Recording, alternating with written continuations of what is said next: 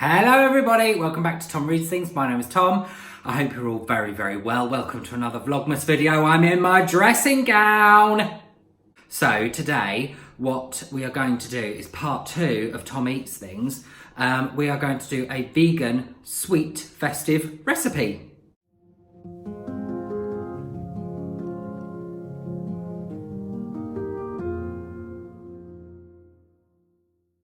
So I'm just waiting for Mark to get home. He's just gone to his dad's to get a rolling pin. And we have got 2 festive vegan recipes for you. Both very quick and very simple. So when Mark gets home with that bloody rolling pin, we shall get started.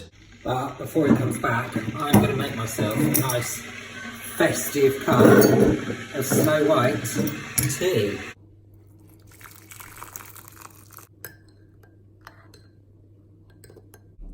Oh, Christmas tree, a summer flashes. Right, Mark's back, he's got the rolling pin. So, do you want to talk us through what we're going to have? We're making festive vegan gingerbread men. No. Festive vegan gingerbread people. Yeah. And we are making a date and pecan chocolate treat thing. All vegan. Right, so let's get started. Let's get started. Let's get started. Right, Cathy, what is the first thing that we need, thank you? So, the most important thing Yeah. when making any sort of meal or cooking is preparation. Right. Okay? So what have you done to prepare? I've got all the ingredients and everything over here. Well done. I have ordered these wonderful Sherry and the jelly. wonderful gingerbread people cutters. Yes.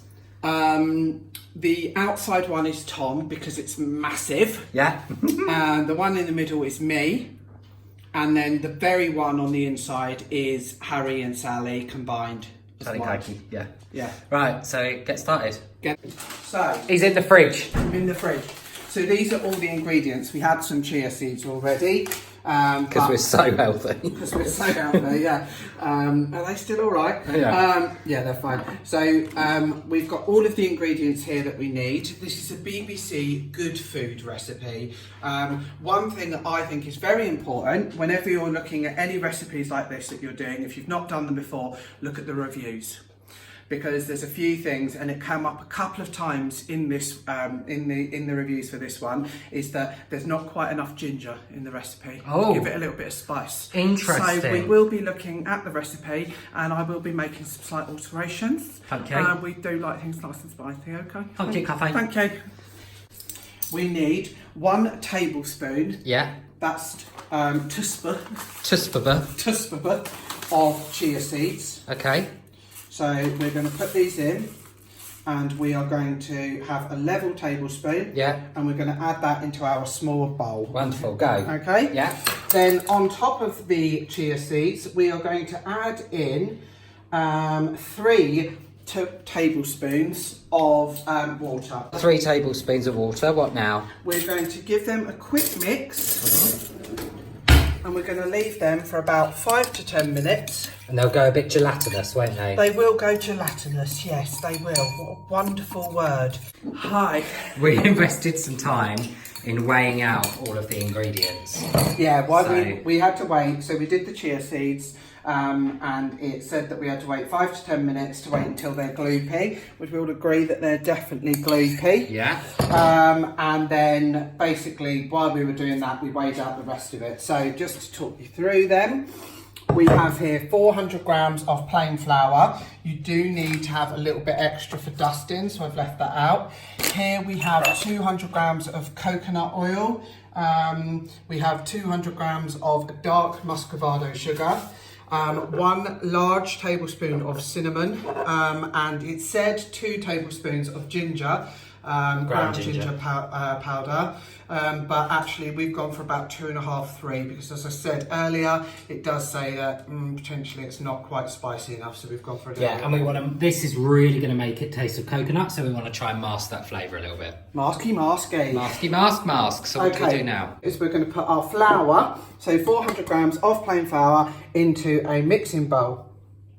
We're going to rub in the coconut oil. So 200 grams coconut oil, and we're going to put that into 400 grams of flour. And then get your hands dirty, get them in and start folding it all in. Rub it all in until really you chuck it all out of the side of the bowl. I'm an extremely tidy person. Tom is definitely a lot messier than I am. However, when it comes to cooking or any task, I am definitely awful. Yeah. Okay, so that is it. Basically, we've rubbed all the coconut oil into the flour, and it's created like a crumb. So the next thing we need to do is add in our spices. So again, we've got 1 tablespoon of cinnamon, just in case, to make sure that it has got a nice kick to it when we have it. So 2.5 tablespoons of ginger has gone in as well. Yeah. And the tablespoon of cinnamon, and we're just going to mix that all in.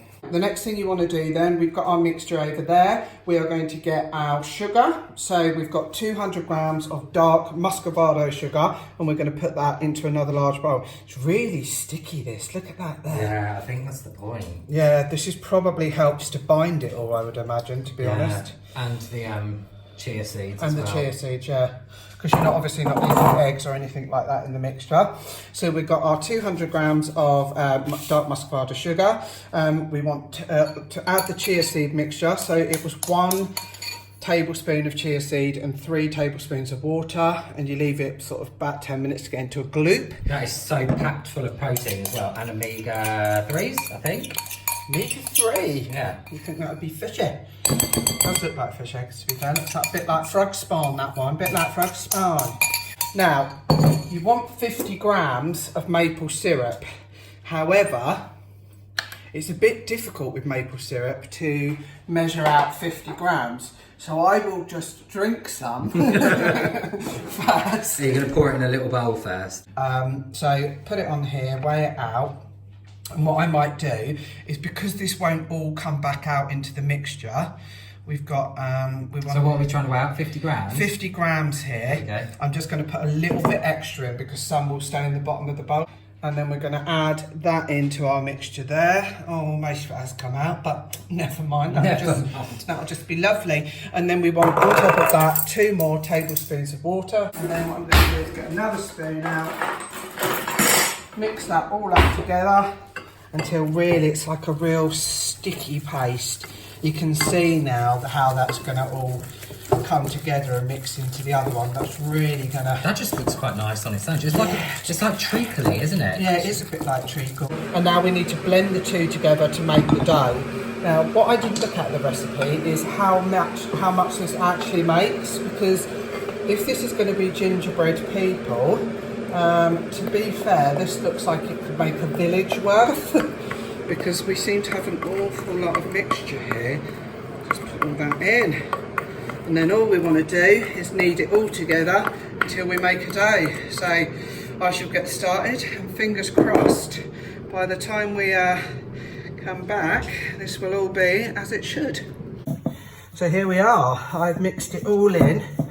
Started to really knead it into the dough now, and I'm not being funny, but this has come out extremely well. Well done. Look at that little beauty. Tidied our workstation. CAYG, clean as you go. Clean as you go. And we're just going to dust this then. So as it said in the recipe, you're going to need a little bit extra. You just put one back to one side. Yeah, cut it in half. There we go. Beautiful. And then we'll look at this one, and actually we're just going to start rolling this one out then. We've just rolled out half the mixture here. I've done it probably to about three 3 mil thick, which, as I say, it doesn't really say. I don't think it's going to matter that much. We have decided, although I bought all of the little shapes, we're going to go with the middle one here. Yeah. Just because we're trying to make as many as possible, but not end up with 10,000. Yeah. And just so they all cook fairly as well. So here we go. First one in. Oh, you can see it sounds sticky. Oh no. Oh, you've absolutely wrecked it. I've murdered him. You've murdered him. We've decided to keep him anyway. We have decided to keep him. We're not prejudiced here, okay?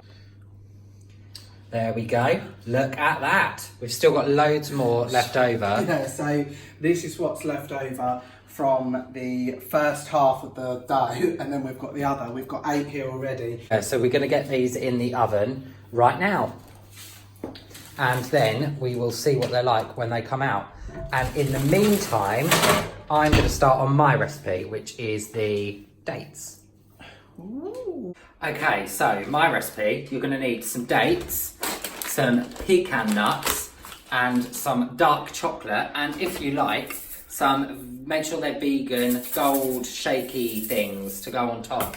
So, let's get started, shall we? Actually, before we start that, I've got some dark cooking chocolate here, and I'm going to put it into this bowl here because I want to melt it. So I've got some glass bowl heating over some hot water. I don't want to microwave this chocolate or put it up against boiling water or anything like that, because otherwise we're just going to end up with burnt chocolate, and no one wants that. So I'm just going to lightly heat it against that. So while that is melting away nicely over there, I'm going to open up this packet of dates. Now I don't know if these are pipped or not. Probably, we need that. No, they're not. So I need to take out, I'm going to open up each one and take out the pip that comes inside them. But what I'm also going to do is open my pecan nuts, and I'm going to take a pecan nut and I'm going to put it inside the date where the pip was, and then close it back up like that. And I'm going to do it with all of these dates. So I've done that now with a number of dates and pecans. I'm not going to do them all because there's loads there. And what I've done is I've got a plate, just a long plate, and I've put some parchment paper on it. And all I'm going to do now is take each date and I'm going to dip it in the melted chocolate, and then I'm going to place it on the parchment. Hi. Hi. Welcome back to my kitchen. In the meantime, Mark's gingerbreads are done. We've been in 10 minutes. Let's see. There's some burnt hands, but actually you can just cut those little bits off. It's just where it's just where They're bleeding. They're bleeding. They're bleeding. I've now dunked all of the dates and pecans into the melted chocolate, and what I'm going to do now is just dust a few of these gold and bronze crunch thingies on top of them and see what it looks like. Look at that. I have made such a mess. Right, now we are going to put them in the fridge and see what is going on with Mark's gingerbread. Right, so mine are out of the fridge. Mark's going to do a taste test. So just to remind everyone, these are just dates, pitted dates with a pecan inside where the pit was, rolled in dark chocolate and some gold and bronze crunch on top. Off you go. They look beautiful, don't they? They look really nice. Here we go. This looks definitely set to be the biggest one. Yeah. Oh, God. Are they nice? Actually so good. Oh my God. Film me eating one.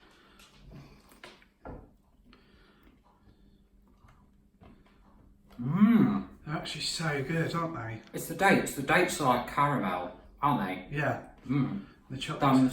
Oh, I'm a genius. Sorry, I'm a genius. Here are the gingerbread men. So the first batch I did, I had to throw away.